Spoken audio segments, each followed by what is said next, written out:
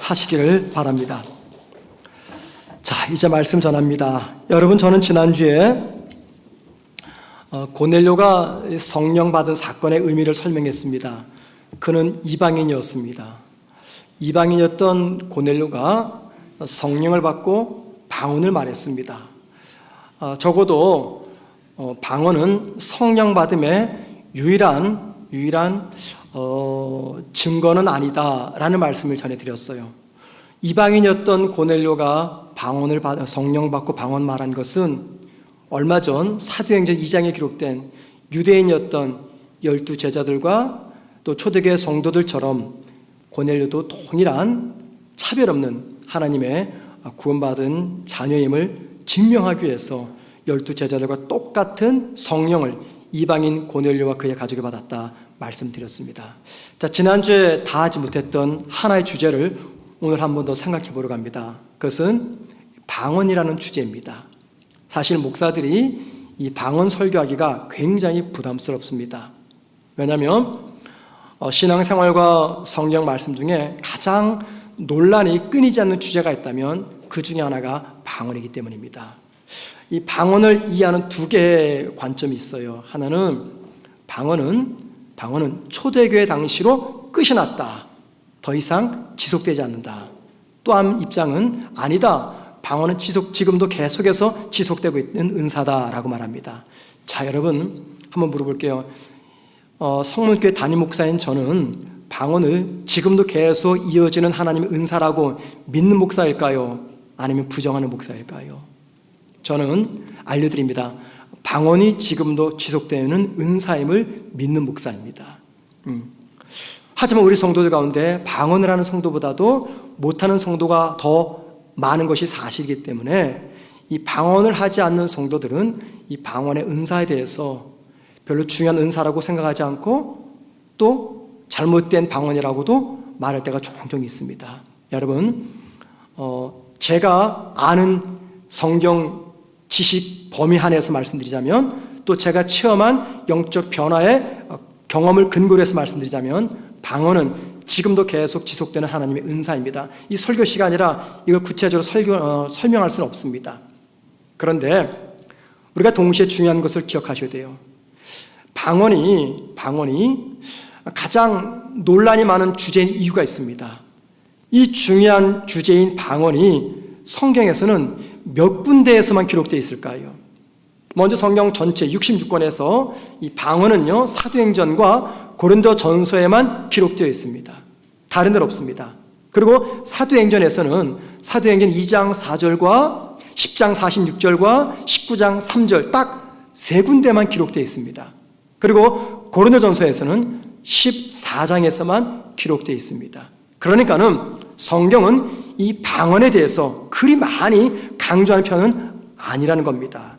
그리고 사도행전과 고린도전서에서 말하는 방언은요, 방언 은사 그 자체보다도 방언에 담겨있는 그 의미를 더 많이 강조합니다.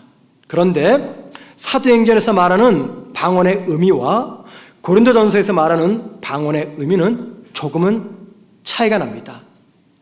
오늘은 우리의 본문인 사도행전이기 때문에 사도행전에 기록된 방언을 중심으로 그 의미를 생각해 봅니다. 그런데 여러분, 먼저 우리가 정리할 것이 있어요.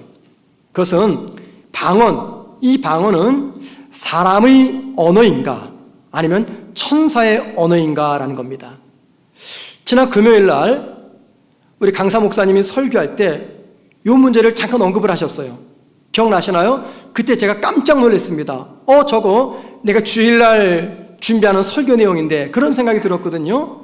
자, 여러분 물어보겠습니다. 방언은 천사의 언어입니까? 사람의 언어입니까? 잘 못하겠죠? 예. 먼저 사도행전에서 말하는 방언은 어떤 언어인가? 사도행전 2장 5절과 6절 말씀 보십시다.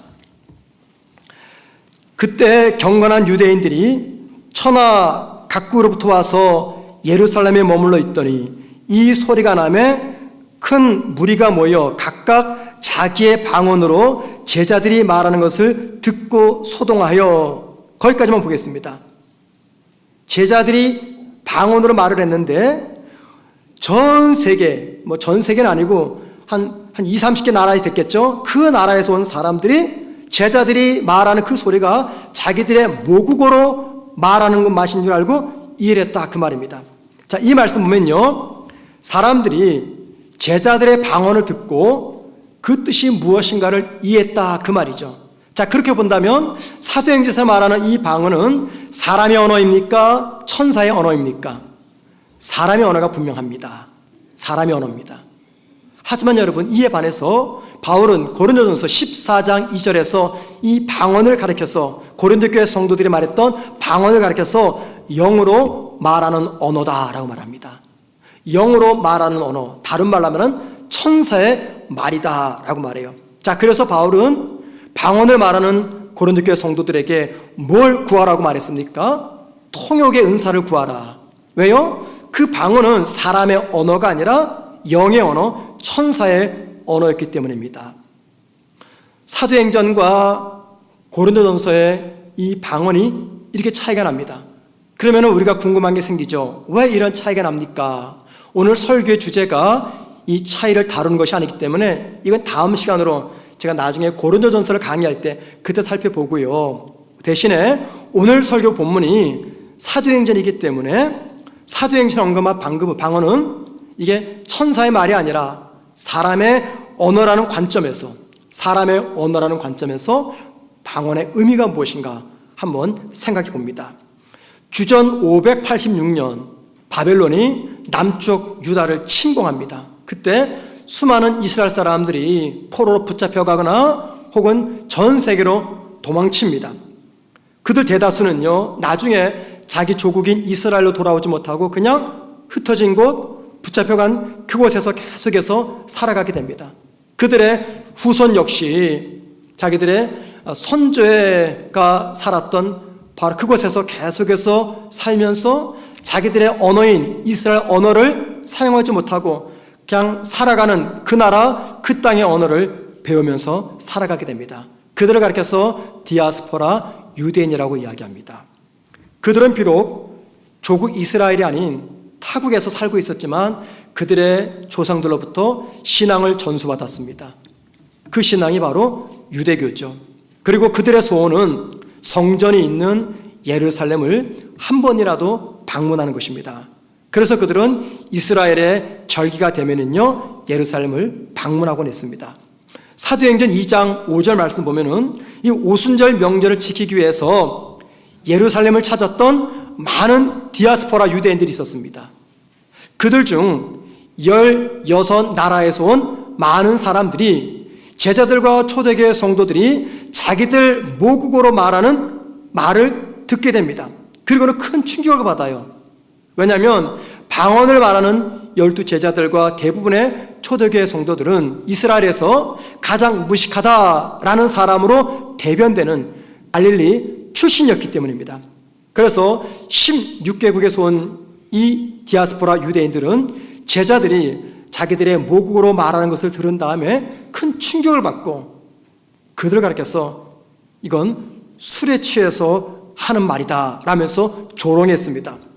이때 베드로는 그 말을 듣고 자기들이 말하는 이 방언의 의미를 설명하기 위해서 구약에서 예언되었던 요엘서 2장 28절 말씀을 근거로 해서 배우지 못한 자기들이 한 번도 가본 적이 없는 다른 나라 언어를 말하는 이유는 오래전부터 약속되었던 성령이 자기들에게 임한 결과다라고 설교합니다. 자, 그러니까는 이 방언은 성령의 오심의 목적을 설명하는 하나의 증거가 된다는 겁니다.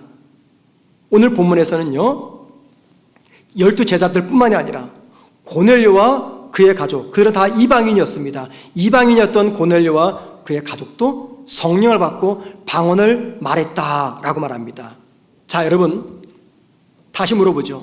12제자들과 고넬료와 그의 가족들이 방언을 받고 성령을 받고 왜 방언을 말한 것입니까? 무슨 이유 때문입니까? 성령 받음의 유일한 증거가 방언을 말하는 것이기 때문에 방언한 것입니까? 절대 아닙니다. 이미 지난주에 충분히 말씀드렸습니다. 또한 그들이 방언으로 말한 결과 어떤 일들이 일어났습니까? 방언을 말했던 제자들이나 고넬료와 그의 가족들이 방언을 말함으로 영적으로 충만해지고 뜨거워졌다고 말합니까?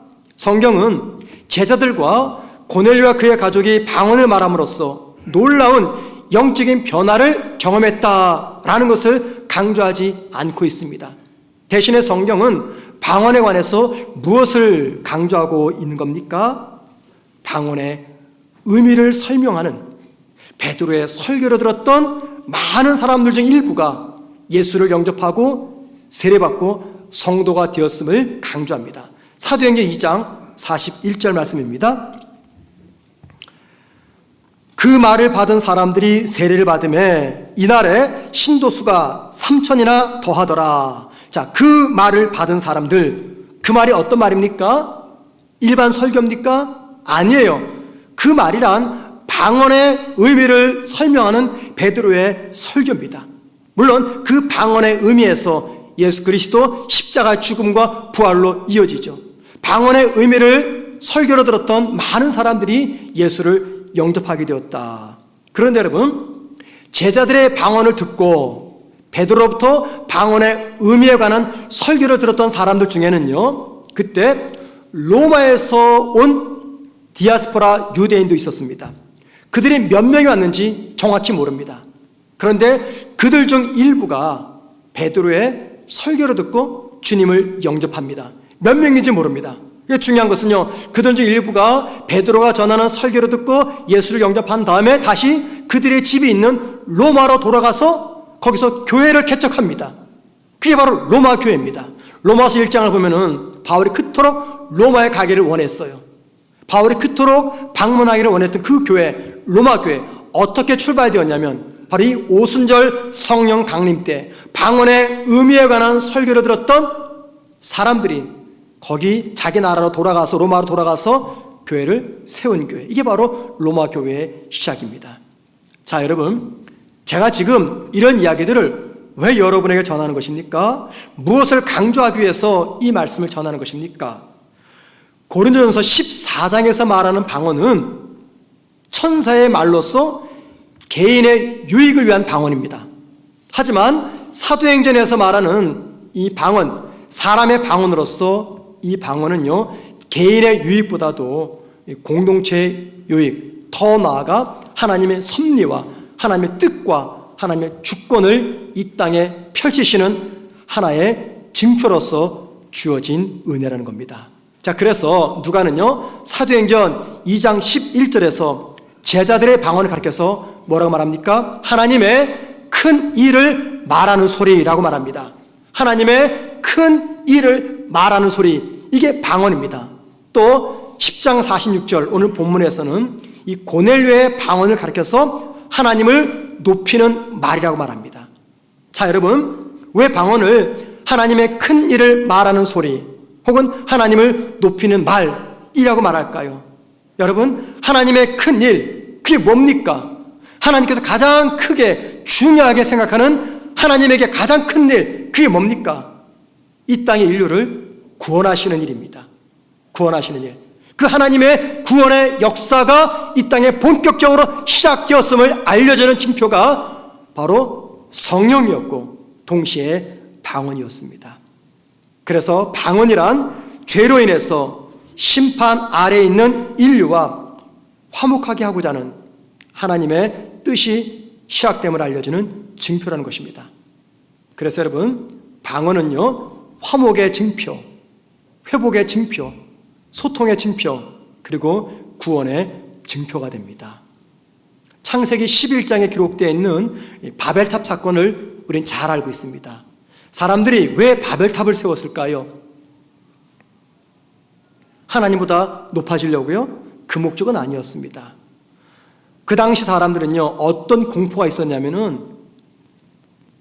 과거 하나님의 심판으로 홍수가 내려서 모든 인류가 다 죽고 말았잖아요. 이게 두려운 겁니다. 또 언제 그런 끔찍한 재앙이 우리에게 찾아올지 모르는데 그렇게 되면 우리가 살든지 죽든지 혹은 살아도 다 뿔뿔이 터져서 생이별을 하게 된다. 그때 어떤 재앙이 임했을 때 우리가 다 뿔뿔이 흩어지더라도 결국에 다시 모일 수 있는 한 지점을 만들자. 그래서 멀리 있더라도, 멀리 떠나더라도 탑을 볼 수 있어서 그 탑을 바라보면서 한 곳에 모여 다시 살도록 하자. 그런 의미에서 높은 바벨탑을 세운 겁니다. 한마디로 그들 스스로가 하나님의 자리에 앉아 자신들의 삶의 구심점이 되려고 한 것이죠. 자, 지금 우리 입장에서 볼 때 여러분, 벽돌로서 하늘에 이른다, 이건 굉장히 무모하고 무지한 말이며 생각이며 행동입니다. 그런데 여러분, 그들은요 자신이 무지하다라는 사실조차도 깨닫지 못할 정도로 교만했다는 겁니다. 결국 하나님은 하나였던 인간의 언어를 혼잡하게 만들었습니다. 그 결과 바벨탑을 쌓아서 흩어짐을 면하자라고 생각했던 그 인류가 언어에 따라 흩어지게 되었고 자기들끼리 모여서 살게 된 겁니다. 자, 그러니까는 바벨탑 사건은 뭘 말합니까? 언어의 혼잡, 언어의 분열은 인간의 교만을 향한 하나님의 심판의 결과였다라는 것이죠. 자, 그런데 보세요. 제자들이 성령 충만하여서 방언을 말합니다. 어떤 일이 났습니까? 16개국에서 온 사람들이 그 언어를 듣고 이해합니다. 바벨탑 사건으로 인해 일어난 하나님과 인간의 분열, 아니 정확히 말하면 언어의 혼잡과 언어의 분열을 극복하고 서로 소통하게 된 것입니다. 하나님은 바벨탑으로 인해서 소통이 중단되었던 하나님과 인간, 그리고 인간과 인간의 관계를 다시 회복하기를 원하셨던 겁니다. 그리고 오순절 성령 강림으로 그 회복이 시작되었음을 알리기 위해서 성령 받은 제자들과 고넬료와 그의 가족들에게 인간의 죄의 결과인 언어의 혼잡을 해결하는 방언을 말하게 한 것입니다. 우리 속담에 이런 말 있죠. 말 한마디로 천냥빚을 갚는다. 그리고 가끔 보는 내용인데요, 장사하시는 분들 그 대문에 가면은 이런 문구가 써 있습니다. 말만 잘해도 공짜. 그런 말이 써 있어요. 지금도 있는지 모르겠습니다. 과거에 많았습니다. 말만 잘해도 공짜. 여러분, 다 이 말들이 무슨 말입니까? 사람과 사람 사이에 소통의 다리를 놓아주고 사람과 사람 사이의 관계를 개선시키는 가장 중요한 도구가 바로 언어, 말이라는 것입니다. 방언은요, 하나님과 인간의 관계가 개선이 되고 회복이 되고 인간과 인간 사이에 놓여있는 분열, 분쟁, 오해, 다툼 등이 극복되어서 하나가 되었다라는 회복을 의미하는 일종의 징표인 것입니다. 바벨탑을 쌓던 시대뿐 아니라 모든 시대마다 하나님과 인간의 관계가 파괴되고 인간과 인간의 관계가 파괴되는 주된 이유가 무엇 때문일까요? 그것은요, 높아지려고 하는 우리의 교만 때문입니다. 사람이 사람과 오랜 시간 대화를 나눌 때 그 대화 사이에 교만이 딱 놓여 있으면요, 바른 대화, 회복의 대화, 소통의 대화는 불가능해집니다. 대화를 하지 않아서가 아니죠. 많은 대화를 하는데도 불통이 벌어집니다. 왜 그럴까요? 많은 대화를 하는데 교만으로 인해서 소통의 장애가 일어나기 때문입니다. 지난주 저는 말씀을 전하면서 이런 말씀 드렸어요. 교만한 사람의 특징은 무엇인가? 다른 사람의 말을 듣지 않는 것이라고 그랬습니다. 왜 그렇습니까? 이 세상에서 자기보다 더 나은 사람은 없다라고 생각하기 때문입니다. 자, 그런 사람의 특징이 뭔지 아세요? 말은 많이 듣습니다. 듣는데 자기에게 필요한 말만 기억합니다. 자기에게 유익할 말만 듣고 싶어 합니다. 우리 주변에 도무지 말이 통하지 않는 사람이 있어요. 혹 여러분 가운데 그런 사람이 있습니까? 도무지 말이 통하지 않는 사람. 예. 이렇게 해서 여러분들이 저를 바라보면은 그 사람이 꼭 저처럼 느껴집니다. 도무지 나와 말이 통하지 않습니다. 대화가 안 됩니다. 왜 말이 통하지 않을까요? 나와 대화하는 그 사람, 내 말을 듣는 그 사람이 배우지 못해서 그런 겁니까? 아니면 나와 대화하는 사람, 내 말을 듣는 그 사람이 내 말을 이해하지 못하는 국어 실력이 부족하기 때문입니까? 아닙니다, 여러분. 이 세상에서 자기만 똑똑하고 자기만 옳다라고 생각하기 때문입니다. 타인에 대해서 조그만 배려심도 존경심도 없는 교만한 사람이기 때문입니다. 그러니까는 대화가 되지 않으면요, 둘 중에 하나입니다.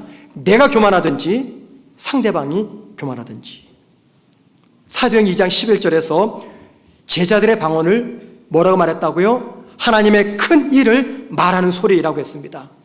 10장 46절에서 고넬료의 방언을 뭐라고 말했습니까? 하나님을 높이는 소리라고 했습니다. 여러분, 하나님의 큰 일을 말하는 소리, 하나님을 높이는 소리, 이게 어떤 말입니까? 결국은요, 하나님을 찬양하는 소리입니다. 하나님을 찬양하는 소리예요. 그리고 이웃을 격려하며 세워주는 말입니다. 이 일은요, 우리 입에서 나오는 이 언어를 통해서 가능해집니다. 그리고 언어로 이 두 가지 일을 가능하게 하려면 반드시 겸손해야 됩니다.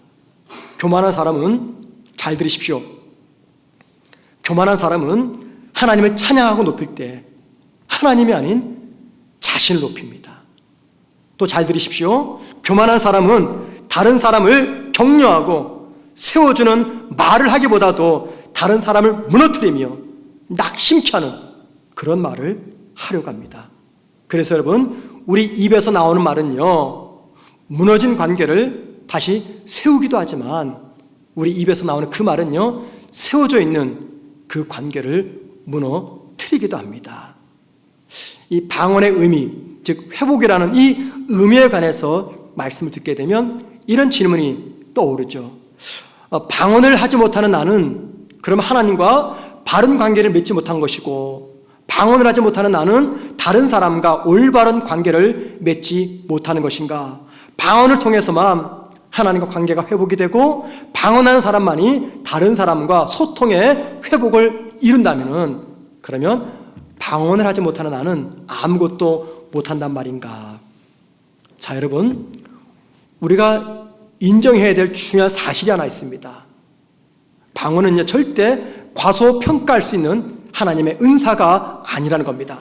하나님께서 주신 은혜 중에서 여러분, 어떤 은혜는 높이 평가하고 어떤 은혜는 과소평가할 수가 있겠습니까? 하나님이 주신 은사, 은혜는 모두가 귀한 겁니다. 그렇기 때문에 방언을 폄하해서는 절대로 안 됩니다. 하지만 반대로 내가 방언을 말한다고 해서 교만해서도 안 된다는 겁니다. 여러분, 방언의 의미가 무엇이라고요? 방언의 징표, 그건 회복입니다. 회복의 징표예요. 그런데 방언을 하는 성도만이 하나님과 화목한 관계를 이루는 것도 아니고, 방언하는 성도만이 사람과 사람 사이에 바른 관계를 만드는 것도 아닙니다. 이 말은 무슨 말이냐면 이런 거예요. 언어를 통해서만, 말을 통해서만 회복과 소통이 이루어지는 것은 아니다, 그 말입니다. 오히려 우리 입에서 나오는 이 말 때문에 회복과 소통이 불가능해질 때가 참 많습니다. 분명히 나와 그 사람이 지금 같은 언어를 사용합니다. 그런데도 소통이 아니라 불통이 될 때가 있어요. 어디에서요? 우리 가정에서. 남편과 아내 사이에, 부모와 자녀 사이에 참 많은 말을 하는데 이게 소통이 안 되고 자꾸만 막혀버립니다. 어디에서요? 직장에서, 친구와 관계 속에서 분명히 같은 언어를 사용하는데도 관계가 무너질 때가 있습니다. 지난주 월요일 날 우리 교회에서 노회가 열렸습니다. 많은 목사님, 장로님이 오셨습니다. 모두가 짐작할 때 밤 8시면 다 끝나겠다 생각을 했어요. 그런데 거의 밤 11시가 되어서 끝이 났습니다. 그 이유는요, 7시 반부터 어떤 안건 하나를 처리하는데 거의 3시간 가까운 시간이 소모가 되었습니다. 하나의 안건이 생겼어요. 이 안건을 접근하는 입장이 2개였습니다. 그래서 많은 목사님들과 장로들이 2패로 갈라져가지고 서로의 생각이 옳다고 주장하는 겁니다. 3시간 동안 같은 언어를 사용했어요. 그런데 소통의 일치는 일어나지 않았습니다. 이처럼 같은 언어를 사용한다고 해서 반드시 소통의 일치는 일어나지는 않습니다. 가정에서든지 혹은 직장에서든지 세상 속에서든지 서로가 많은 말들을 쏟아내긴 하는데 화목과 회복과 일치가 일어나지 않을 때가 있습니다. 자, 여러분, 혹 여러분이 그런 경험을 하신다면 다음에 제 말씀을 꼭 기억해 주십시오. 그때는요, 많은 말보다도 의미 있는 행동 하나가 상대에게 큰 감동을 줌으로써 분열된 관계, 깨어진 관계, 무너진 마음이 다시 회복됩니다. 베드로는 붙잡히는 주님을 3번이나 부인했고요. 나머지 제자들은 다 도망쳤습니다. 주님이 십자가에서 죽으시고 나서 실망한 제자들은 이제 갈릴리에서 또 고기를 잡기 시작했어요. 그때 부활하신 주님이 그 제자들을 다시 찾아가셨죠. 이게 요한복음 21장 이야기입니다. 부활하신 주님이 자기를 도망친 제자들을 찾아가서 해야 될 일은 3가지입니다. 첫 번째는 제자들의 잘못이 무엇인가를 일깨워 줘야 됩니다. 너희들이 무엇이 잘못인지 잘 기억해라, 알려줘야 됩니다. 두 번째는 배반하고 도망친 제자들의 마음이 지금 무너졌습니다. 죄책감에 걸려 있어요. 이거를 회복시켜야 됩니다. 세 번째는 마지막 제자들에게 주님 대신 땅끝까지 복음 전하는 사명을 다시 회복시켜 주셔야 됩니다. 자, 그런데 여러분, 요한복음 21장을 보면은요, 주님은 제자들을 찾아가셔서 그들의 잘못이 무엇인지 한마디 말씀하지 않으셨어요. 그들을 용서한다고도 한마디 말씀하지 않았습니다. 대신 뭐 하셨습니까? 고기 잡는 제자들을 위해서 육지에 모닥불을 피웠습니다. 허기진 제자들을 위해서 떡과 생선을 준비하셨습니다. 그런데 여러분, 제자들은 자기들 앞에 놓여있는 떡과 생선에 손을 댈 수가 없었습니다. 눈을 들어 주님을 쳐다볼 수가 없었습니다. 그때 주님이 뭐 하셨습니까? 손수 떡과 생선을 제자들에게 하나하나 나눠주면서 그들로 하여금 먹게 하셨어요. 여러분, 그때 제자들이 주님께 받은 그 생선과 떡, 그 음식은 단순한 음식이 아니었습니다. 그들의 잘못을 용서하시며 그들을 회복시키시는 주님의 사랑과 생명의 언어였습니다. 제자들은 떡과 생선을 준비하신 주님의 그 행위의 언어에 담긴 주님의 사랑을 깨달았습니다. 그리고 다시 용기를 내서 주님을 사랑한다고 제자들은 그들의 사랑을 고백할 수가 있었습니다. 우리 삶에도 말이죠, 방언 같은 신비한 언어가 아니라, 화려한 설득력 있는 말이 아니라 아주 작고 사소한 행동 하나로서 누군가를 회복시키며 무너진 관계를 다시 회복시키는 그런 경우를 종종 경험할 때가 있습니다. 다음에 전하는 제 개인의 이야기를 들으시면서 여러분들이 조금도 오해하지 않으셨으면 좋겠습니다. 목사가 이런 얘기를 하면 이런 이제 또 오해를 하거든요. 그러니까는 요점은 촌 목사가 우리들에게 우리 애도 그렇게 하라고 해서 이 말 하는구나, 이런 또 이제 오해를 할까봐 미리 사전에 제가 말씀드립니다. 오해하지 마시고 들어주시기 바랍니다. 저는 여러분 아시는 대로 영국에서 공부하면서 한 9년간 담임 목회를 했습니다. 그런데 그 교회가 아주 작은 교회였어요. 개척교회는 아닙니다. 거의 30년이 다 된 교회니까는. 근데 미자립 교회였어요. 자립이 될 수 없는 아주 작은 교회였습니다. 그 말은 성도의 숫자가 작았다는 말이죠. 성도 숫자가 작다 보니까는 얼마든지 우리가 그냥 무시할 수 있는 그 말 한마디도 서로에게는 아주 가시가 되는 거예요. 그래서 예배 잘 드리고 식당에서 점심 식사 준비하다가 성도들끼리 치열하게 막 싸움이 일어납니다. 그리고 목사가 그 중간에서 어정쩡한 위치를 취하게 되면요, 목사가 내 편 안 든다고 막 그냥 화를 목사에게 쏟아놓습니다. 자기들의 상황을 목사가 이해하지 않는다 하면서 마치 비수처럼 이 가슴에 꽂는 말을 저와 제 아내에게 쏟아붓습니다. 감당하기 힘들었어요. 그런 목회를 9년간 했습니다. 교회가 미자립 교회다 보니까 경제적으로도 많이 힘들었습니다. 위로받을 데가 없는 거예요. 교육자도 저 혼자였습니다. 소통할 사람도 없는 겁니다.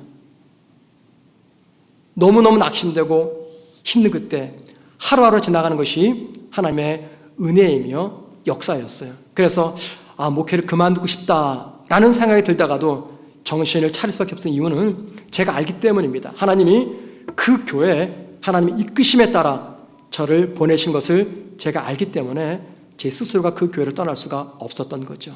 그렇게 힘들고 어려웠던 어느 날 새벽 한 5시가 넘은 때였습니다. 모두가 잠을 자는 그 시간에 누군가가 저희 집 대문을 흔들면서 제 이름을 막 부르는 거예요. 깜짝 놀라서 바깥에 나가봤더니 미국 공군 군복을 입은 한 미국 사람이 큰 냄비통을 들고 저희 집 대문 앞에 서 있는 거예요. 가만히 보니까는 우리 교회 여집사님의 남편 미국 군인이었습니다. 그분이 저한테 이제 이야기를 해줍니다. 최근에 자기 아내가 목사님의 얼굴을 보니까는 많이 지쳐있는 표정이더래요. 많이 그 기운도 잃고, 그래서 목사님 좀 더 위로해줘야 되겠다. 그래서 몸에 좋은 이 곰탕을 전날 밤부터 새벽까지 끓인 겁니다. 그리고는 이른 새벽 출근한 남편에게 이 곰탕을 목사님에게 전달해 주라고. 그래서 그 새벽에 이 미국 군인이 곰탕을 든 냄비를 들고 저희 집을 찾아온 겁니다. 그때가 지금으로부터 19년 전 일입니다. 20년 다 됐죠. 솔직히 여러분 20년 전 그 곰탕의 맛이 어땠는지 조금 더 기억할 수가 없어요. 기억이 안 납니다.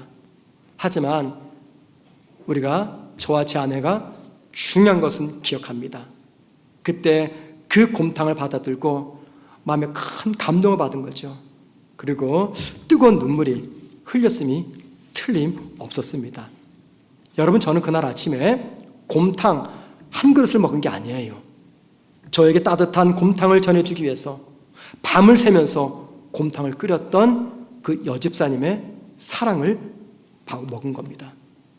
바쁜 출근길에 멀리 돌아서 우리 집까지 와가지고 그 음식을 전달해준 집사님의 남편의 사랑을 먹은 겁니다.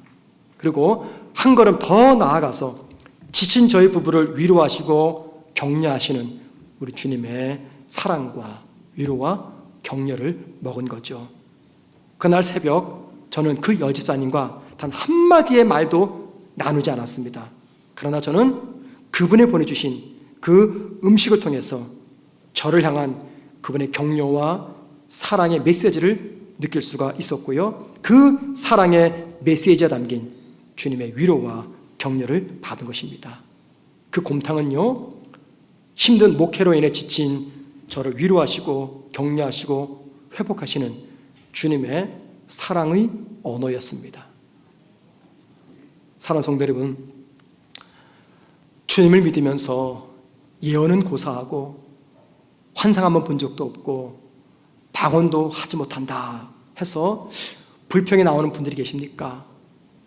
누구는 방언도 하고 신비한 영적 체험도 했는데 나는 도대체 이게 뭐냐? 불평하는 분들이 계십니까? 낙심하십니까? 여러분, 절대 실망하지 마시고 낙심하지 마십시오. 그런 체험 죽을 때까지 한 번도 하지 못해도 아무 문제 없습니다. 방언은 성령 받음의 유일한 증거가 아닙니다. 방언은 영적으로 성숙한 성도와 미성숙한 성도를 가르는 기준점도 아니라는 겁니다. 방언은 심판의 대상인 인류와 다시 화목하기를 바라시는 하나님의 마음을 우리에게 알려주는 증표일 뿐입니다. 또한 내가 방언을 말한다는 것은요, 관계가 깨어지고 소통이 단절되고 분노로 가득 찬 내 마음을 부드럽게 해서 다른 사람과 화목의 관계를 이루며 소통을 다시 시작하도록 하는 하나님의 메시지입니다. 그러나 소통의 회복, 관계 회복은요, 꼭 우리 입에서 나오는 말, 방언을 통해서만 이루어지는 것은 결코 아닙니다. 그 사람을 사랑하고 존경하는 내 마음을 담은 작은 행위 하나만으로도 얼마든지 회복의 역사, 소통의 역사는 일어날 수가 있습니다. 왠지 아십니까? 그때 나의 그 행위는 주님의 언어이며 사랑의 증표이기 때문입니다. 남들처럼 방언하지 못한다고 실망하지 마시기 바랍니다. 대신에 여러분, 내 언어 생활을 한번 좀 돌아보시자고요. 그동안 나는 내 중심적인 언어 생활을 하지 않았는가? 왜 그럴까요? 죄송한 말씀이지만 내 중심적인 말을 하는 사람 그 중심에는요, 교만이 있기 때문입니다. 교만을 가진 그 언어 생활은 그 누구와도 소통의 장벽을 허물지 못합니다. 그러므로 성령 안에서 내 언어 생활을 고치셔야 됩니다. 불평과 원망 섞인 말, 부정적이고 비판적인 말에서 긍정적인 말, 누군가를 높이는 말, 감사의 말로 바꾸십시오. 그 언어가 신비한 언어인 방언 그 이상의 놀라운 열매를 맺게 할 겁니다. 혹 여러분 가운데 나는 천성적으로 부끄러워서 말을 잘 못합니다 라고 생각하는 분이 계십니까? 괜찮습니다, 여러분. 말 대신에 사랑과 존경심이 담긴 작은 행위로서 여러분의 마음을 표현해 보십시오. 그게 바로 주님의 언어이며 그게 바로 방언입니다. 우리 성도들 가운데 방언 말하는 분들이 계십니다. 너무나 귀한 하나님의 은혜를 받으셨습니다. 그런 분이 계시다면 절대 교만하지 마시고 그 방언으로 나와 방언하지 못하는 다른 성도를 비교하거나 판단하지 마시길 바랍니다. 우리 성도 가운데 방언을 못하는 분들이 계십니다. 방언하는 분에 대해서 시기심도 갖지 말고 너무 부러워하지 마시길 바랍니다. 대신에 나는 방언을 못할지라도 나의 언어를 통해서, 나의 작은 행위를 통해서 이 땅을 하나님과 화목하게 하셔야 하는 하나님의 마음을 전달해 보십시오. 여러분 삶 속에 나와 지금 관계가 깨어져 있는 사람이 있습니까? 그게 가족이든 친구이든 성도이든 직장 동료이든 관계가 깨졌습니까? 왜 깨졌습니까? 많은 말들을 쏟아냈지만 여전히 소통이 안 되죠. 왜 그렇습니까? 어쩌면 그 중심에 교만이 놓여 있기 때문입니다. 교만을 제거해야지 그때 비로소 참된 소통이 이루어지게 되는 겁니다. 방언을 말하든 하지 않든 관계없습니다. 저와 여러분이 예수 그리스도를 나의 구주로 영접하신다면 이미 저와 여러분은 성령을 받은 겁니다. 그 성령께서 이 시간 저와 여러분을 깨닫게 하셔서 나와 대화가 단절된 그 사람을 생각하게 하시며 말이 아니라면 작은 행위, 사랑과 존경이 담긴 그 작은 행위를 통해서 소통을 이뤄가는 그런 놀라운 역사를 만들어가는 저와 여러분 되기를 주의 이름으로 축원을 드립니다.